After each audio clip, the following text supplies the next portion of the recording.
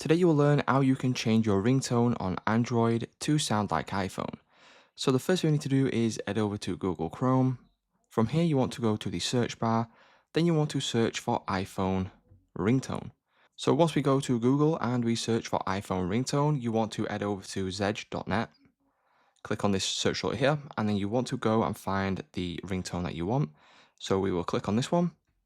Once you click on this one, you will then see a download button. Click on download.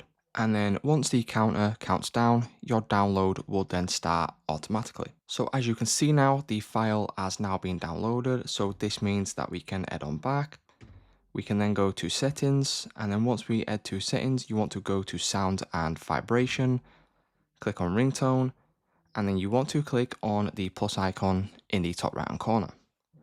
Once we click on this, as you can see, this is the latest one that we have just downloaded. We can click on this. And then once we do that, as you can see, this has now been set as our ringtone, as you can see right there. So it's just that simple, guys. That's how you can have the iPhone ringtone on Android.